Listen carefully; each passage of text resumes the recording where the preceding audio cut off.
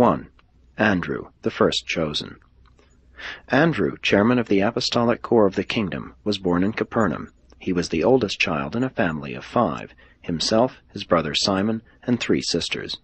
His father, now dead, had been a partner of Zebedee in the fish-drying business at Bethsaida, the fishing harbor of Capernaum.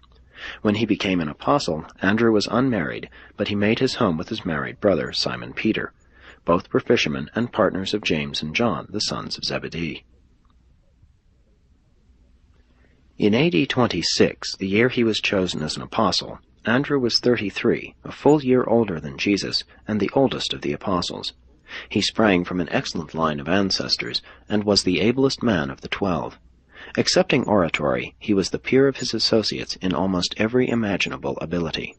Jesus never gave Andrew a nickname, a fraternal designation, but even as the apostles soon began to call Jesus Master, so they also designated Andrew by a term the equivalent of chief. Andrew was a good organizer, but a better administrator. He was one of the inner circle of 4 apostles, but his appointment by Jesus as the head of the apostolic group made it necessary for him to remain on duty with his brethren, while the other 3 enjoyed very close communion with the Master. To the very end, Andrew remained dean of the apostolic corps. Although Andrew was never an effective preacher, he was an efficient personal worker, being the pioneer missionary of the kingdom in that, as the first chosen apostle, he immediately brought to Jesus his brother, Simon, who subsequently became one of the greatest preachers of the kingdom.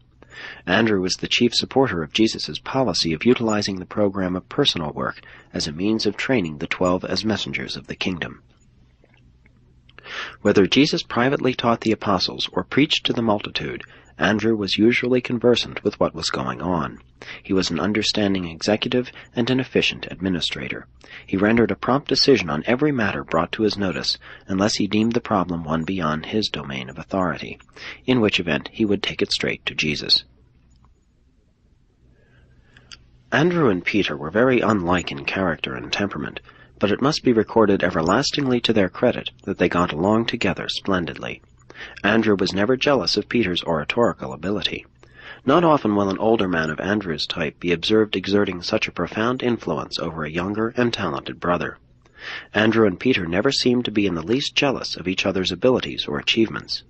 Late on the evening of the day of Pentecost, when, largely through the energetic and inspiring preaching of Peter, 2,000 souls were added to the kingdom, Andrew said to his brother, "I could not do that, but I am glad I have a brother who could." To which Peter replied, "And but for your bringing me to the Master, and by your steadfastness in keeping me with him, I should not have been here to do this." Andrew and Peter were the exceptions to the rule, proving that even brothers can live together peaceably and work together effectively. After Pentecost, Peter was famous, but it never irritated the older Andrew to spend the rest of his life being introduced as Simon Peter's brother. Of all the apostles, Andrew was the best judge of men. He knew that trouble was brewing in the heart of Judas Iscariot, even when none of the others suspected that anything was wrong with their treasurer, but he told none of them his fears. Andrew's great service to the kingdom was in advising Peter, James, and John concerning the choice of the first missionaries who were sent out to proclaim the gospel, and also in counseling these early leaders about the organization of the administrative affairs of the kingdom. Andrew had a great gift for discovering the hidden resources and latent talents of young people. Very soon after Jesus' ascension on high, Andrew began the writing of a personal record of many of the sayings and doings of his departed master. After Andrew's death, other copies of this private record were made and circulated freely among the early teachers of the Christian Church. These informal notes of Andrew's were subsequently edited, amended, altered, and added to until they made up a fairly consecutive narrative of the Master's life on earth. The last of these few altered and amended copies was destroyed by fire at Alexandria about 100 years after the original was written by the first chosen of the 12 apostles. Andrew was a man of clear insight, logical thought, and firm decision, whose great strength of character consisted in his superb stability. His temperamental handicap was his lack of enthusiasm. He many times failed to encourage his associates by judicious commendation, and this reticence to praise the worthy accomplishments of his friends grew out of his abhorrence of flattery and insincerity. Andrew was one of those all-round, even-tempered, self-made, and successful men of modest affairs.